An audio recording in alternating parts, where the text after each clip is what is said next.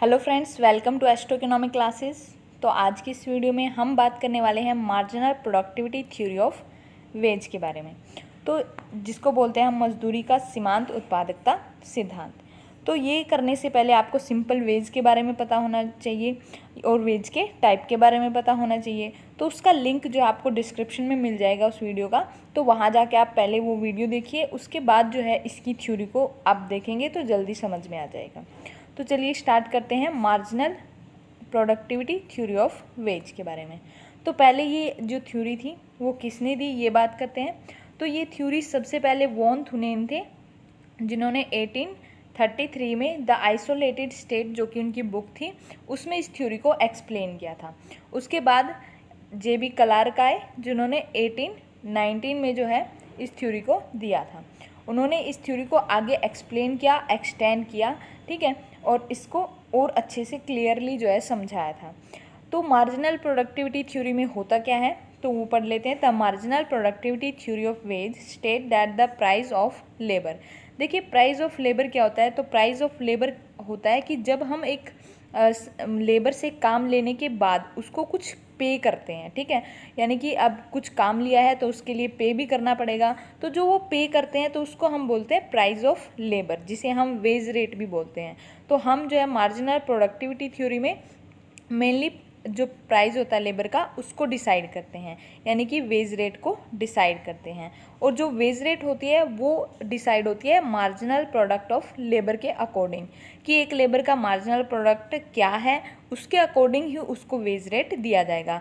अब marginal product of labour को समझ लेते हैं कि जब हम एक एडिशनल यूनिट का यूज़ करते हैं, देखिए जहाँ पे मार्जिनल शब्द यूज होता है, ये वर्ड जहाँ आएगा तो वहाँ क्या होगा कि हम एक एडिशनल यूनिट की बात करेंगे कि 10 यूनिट पहले काम पे लगी हुई है और 11वीं यूनिट और ऐड कर ली। तो इस एक एडिशनल यूनिट का यूज़ करने से हमारे आउटपुट में क्या चेंज आता है, ठीक है। मान लीजिए 100 से 110 हो गया, तो आउटपुट में क्या चेंज आएगा, तो ये हमारा कहलाता है मार्जिनल प्रोडक्ट ऑफ लेबर, कि एक एडिशनल यूनिट का यूज़ करने से आउटपुट में जो चेंजेज आएगा वो हमारा होगा मार्जिनल प्रोडक्ट ऑफ लेबर, और उसी के अकॉर्डिंग इसकी वेज को डिसाइड किया जाएगा। तो ये सिंपल हमारी मार्जिनल प्रोडक्टिविटी थ्योरी है, जिसमें हम लेबर के प्राइस को डिसाइड करते हैं और वो उसके मार्जिनल प्रोडक्ट पे डिपेंड करता है। अब उसके बाद इस मॉडल के एजम्पशन कर लेते हैं, इस थ्योरी के एजम्पशन कर लेते हैं। तो फर्स्ट होता है कि perfect competition prevail in product market and in labour market. तो लेबर मार्केट यहाँ पे और जो प्रोडक्ट मार्केट है, दोनों में क्या होगा, परफेक्ट कंपटीशन की सिचुएशन होती है। देखिए, परफेक्ट कंपटीशन में होता है कि डिमांड और सप्लाई जहाँ पे इंटरसेक्ट करती है वहाँ पे हमारे प्राइस डिसाइड हो जाते हैं, ठीक है, प्राइस डिसाइड हो जाते हैं। अब यहाँ पे किसके प्राइस की बात कर रहे हैं हम, लेबर के प्राइस की बात कर रहे हैं। तो यहाँ पे लेबर के जो प्राइस है, यानी कि जो वेज है, वो वहीं डिसाइड होंगे जहाँ पे डिमांड और सप्लाई एक दूसरे को कट कर रहे होंगे, ठीक है। इसके अलावा जो प्रोडक्ट मार्केट यहाँ पे होता है, उसमें प्राइस जो होते हैं वो हमारे गिवन होते हैं, दिए हुए होते हैं प्राइस, और हमारे जो प्रोडक्ट होते हैं वो होमोजीनियस होते हैं, यानी कि सेम होते हैं। प्रोडक्ट क्या होंगे कि जो भी हमारे यहाँ पे लेबर है कि यूनिट्स हैं या और कोई गुड्स हैं, तो सभी चीज़ क्या है, होमोजीनियस होंगी। फिर उसके बाद जो लेबर मार्केट है, लेबर मार्केट में यहाँ पे जो वेज होगी वो पहले से ही डिसाइड होगी। जैसे हमने प्राइस डिसाइड कर दिया तो वो यहाँ पे पहले से ही डिसाइड होगी। तो ये है फर्स्ट एजम्पशन कि परफेक्ट कंपटीशन जो है प्रोडक्ट मार्केट और लेबर मार्केट दोनों में पाया जाता है।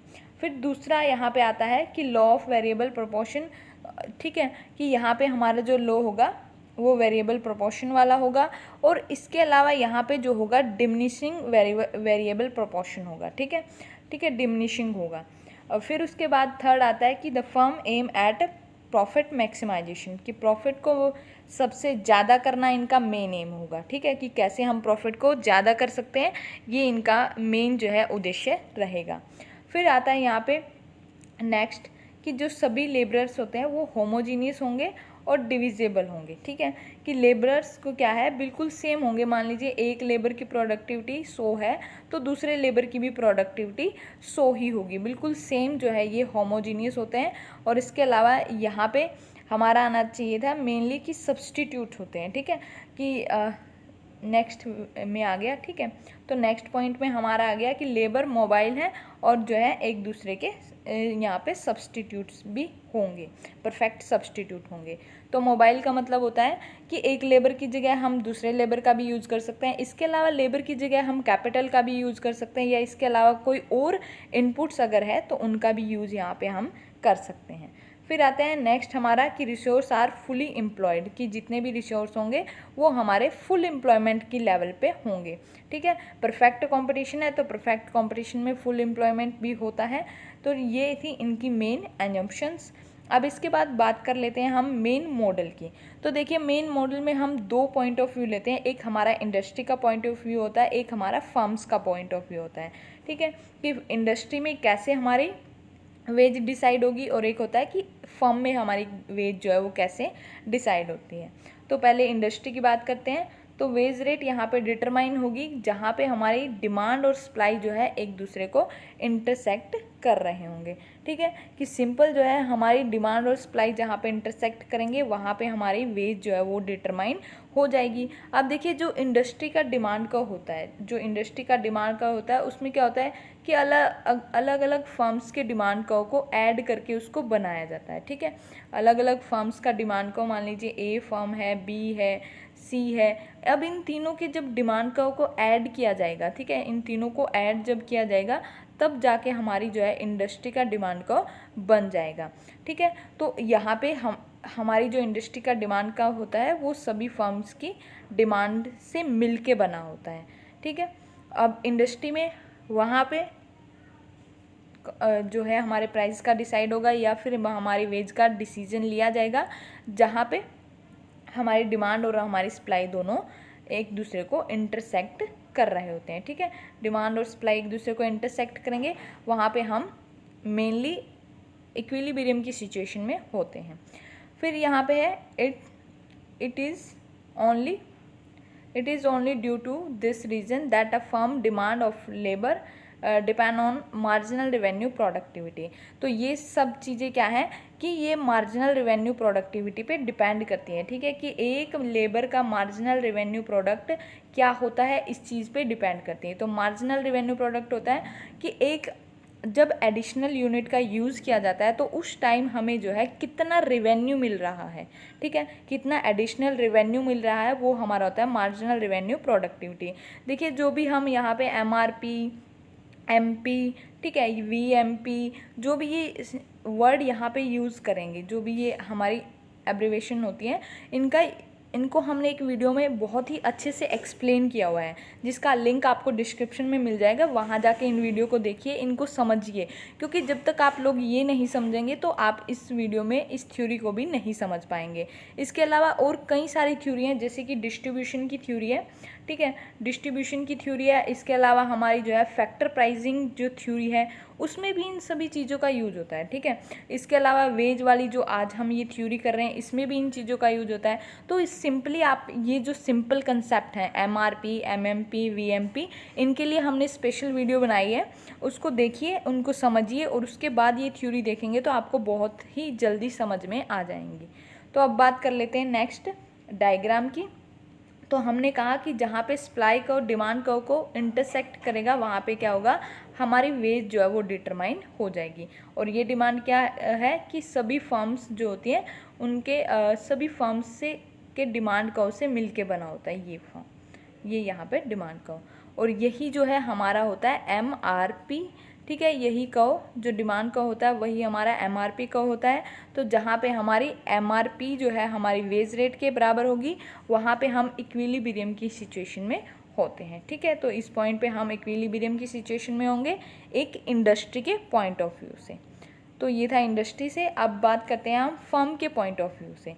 तो देखिए फर्म के पॉइंट ऑफ व्यू से हम कहाँ पे इक्विलिब्रियम में होंगे, तो a firm will employ labourer up to a point where their respective marginal revenue productivity is equal to their wage rate।